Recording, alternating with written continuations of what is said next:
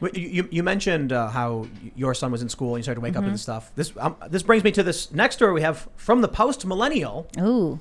Anti-critical race theory candidates for school board win overwhelming support from Dallas parents. Candidates who ran on an anti-critical race theory platform won 2 open school board seats in Dallas' South Lake District on Saturday with a landslide, almost 70% majority. I mean, that's the bulk of the story. I think, again, it's heavily focused on race theory. And I think a lot of parents are actually having a bigger reaction to gender theory. The gender theory is definitely coming down the road. And a lot of that originated in British Columbia in Canada. Really? Yeah. And that, you have the gender unicorn and the gingerbread man. And it's been pushed very heavily. Right. Ginger person? Gingerbread person? Not gingerbread man, of course. Genderbread. Mix them or whatever, with a But X. I think there's a couple things that have happened here. And I'll try to be as respectful and delicate as possible for YouTube and their censors. But there have been lawsuits. The parents of young biological females concerned about their opportunities in athletics has resulted in lawsuits. Yes. We recently had Caitlyn Jenner, who is a trans woman, come out and say that it was unfair. But I think things like that, so not to derail too much, but it's not just race theory. That's Parents correct. are learning about all of these different things and saying, hey, wait a minute. It's not fair to discriminate against someone based on their immutable characteristics. That's correct. And it's also not right to tell someone that their immutable characteristics need to be changed in order for them to be who they really are. Since I wrote the story this summer about my son's education, a lot of parents reached out to me from across the country to tell me about their experiences. And I had a mom in California telling me about the gender education that her child was receiving, and she had actually gone to a school board meeting and had seen the slides of the way that the curriculum was going to be implemented from kindergarten all the way through 12th grade. And it starts off with a book about a boy who wants to wear a dress, and it moves right through, gender transition altogether. And she moved her kid to Texas in order to get away from this. And I've recently been talking to a lot of parents about how things are going with regard to reopening schools. We had this promise from Joe Biden that schools were going to be reopened at the end of 100 days. And it's just not actually true. The schools are not open. Are you shocked? It's shocking. This can't be right. It just can't be real. Ian, do you believe that Joe Biden would lie to us? Never. And it turns out, so my question started to be, what does open mean? What does that mean to you? What are your feelings about it? My personal truth on the word open means closed. Right. It turns out that you would be correct. A lot of the schools are still closed. Schools that were closed in the fall are still closed. Schools that were open in the fall are still open. So the idea that anything that Biden has done has actually resulted in reopening schools is complete farce. I think we got to move to Florida. Everybody just We keep talking about that at Post Millennial. moving Post Millennial to Florida. We keep being like, hey, Well, let's just all move to Florida. I don't want to derail just yet, but we will be talking about this new bill that's on the verge of getting passed, which is going to change the game in terms of social media and what it means for you guys. Right. But we'll keep it on the critical race theory in the school stuff for now. We'll get to that later. But yeah, I think a lot of parents realized this, and I think what we're seeing is interesting with this one story that you guys, a lot of people wrote about the story, but the one we just pulled up.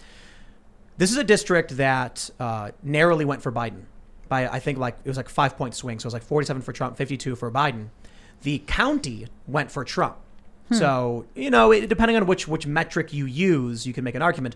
But I think when you're looking at these suburbs, which they said white affluent suburbs actually went for Biden more, and Trump actually lost white voters and gained Latinos and black voters, the fact that you have white affluent suburbanites pushing back against this, I think this is where we see traditional liberals falling asleep, and then those who are forced to wake up really waking up and swinging a 70-point lead for the anti-critical race theory. Yeah. What do you think could happen in 2022 when these traditional libs are just not paying attention, and the disaffected liberals who are like, what is happening? There keep being more disaffected liberals. I used to work in theater, and I've heard from people who don't want to be named and don't want to be public, but they reach out to me and they're like, hey, this stuff is crazy. And I'm like, dude, I know. I have been telling you for a while that this stuff is crazy.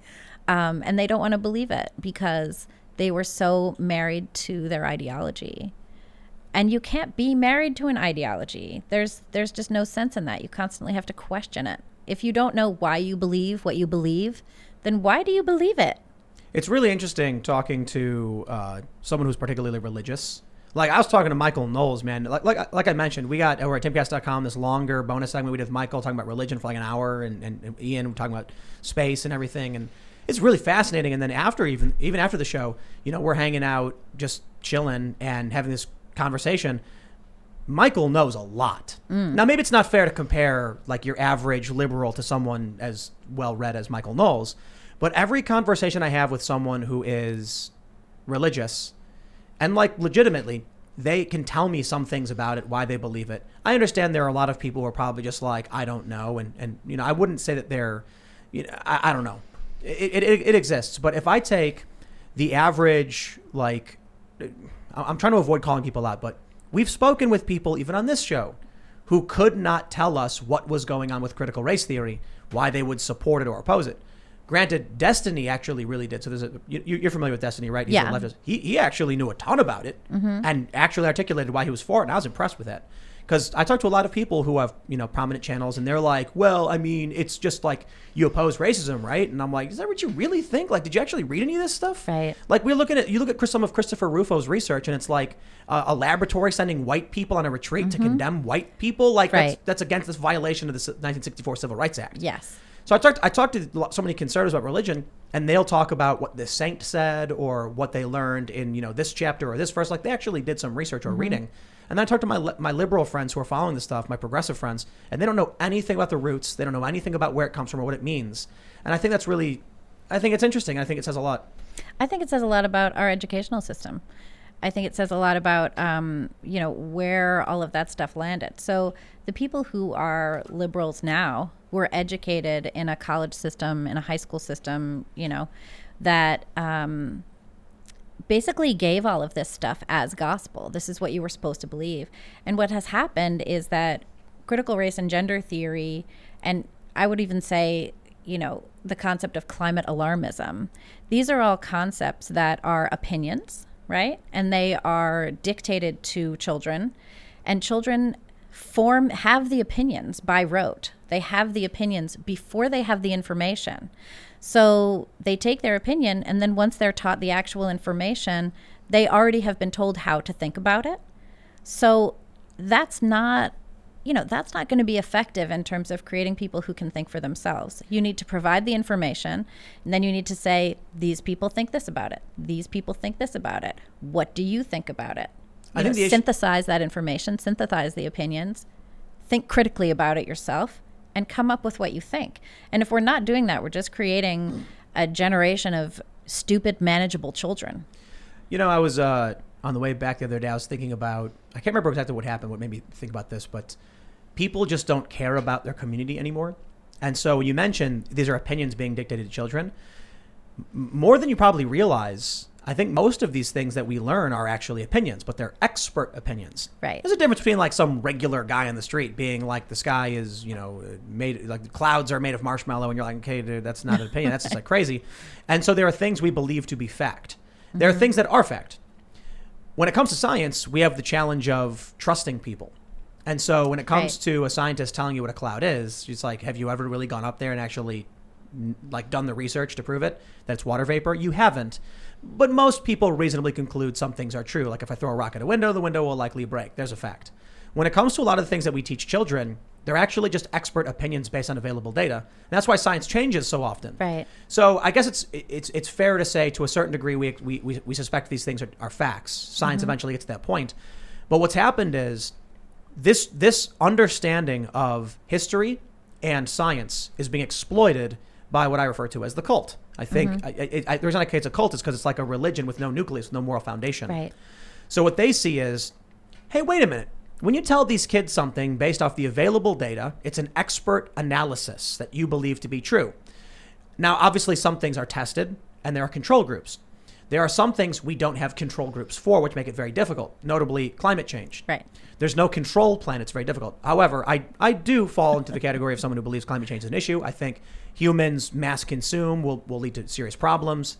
To me, that just feels like, based on everything I've seen, it kind of mathematically adds up to this point. However, That's just me trusting. It's also me just giving an like my personal analysis as someone who reads the news. For a lot of these scientists, they're experts who have the availability of lots of data and can draw a conclusion. But this is why science is often wrong. Exploiting that system is very easy. And that's what the critical race theorists, the critical theorists are doing. The difference is there's actually climate data. Now, granted, some people don't agree with it, don't believe it. I happen to think that's incorrect. But when it comes to critical race theory, what you have there is we made up a thing that we think is true. We think one race is, mean to the other race. There's no hard data. There's no numbers. We can argue numbers. We can argue science around, ice shelves or something like that. Well, but with critical race theory, they're taking data from, 50, 70 years ago, and they're using it as though that data is still relevant for society today. And that's a big problem. It's like it completely eradicates the civil rights movement. Maxine Waters saying that the country is getting more racist every day. She's a sitting congresswoman from the state of California, and she has been for a very long time. She's a lot of power. She's a pretty bad job of ending racism, I guess. Yeah, and you have Biden talking about systemic racism.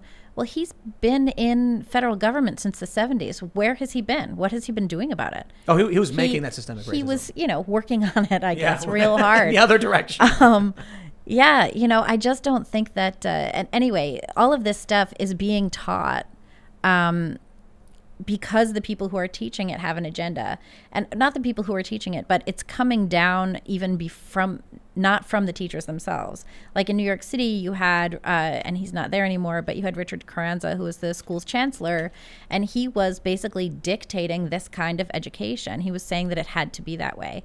Under the Obama administration, we had Common Core curriculum come in, which basically what it does is it teaches the same subject, like the same sort of content in every subject. So in math, you're learning about racism. In English class, you're learning about racism. Common Core? Well, Common Core, what it does is it links all of the things that you're learning around sort of one kind of subject. So you're learning about one thing in all of your disciplines. And that, that's something that happened under that because it was supposedly easier to study things that way. But when you don't allow teachers to design their own curriculum, I think that's a problem. We have really intelligent teachers. They should have a little more say over how they educate the kids in their charge. Thanks for checking out this clip from the Timcast IRL podcast. If you want to see the full show, come back to this channel, youtube.com/TimcastIRL, Monday through Friday at 8 p.m., where you can leave comments and super chat, and we actually will read your comments on the show. Don't forget to like, share, subscribe. And if you want exclusive members-only content segments you can't get anywhere else, go to timcast.com, become a member, and we even have full bonus episodes. Thanks for hanging out, and we'll see you all next time.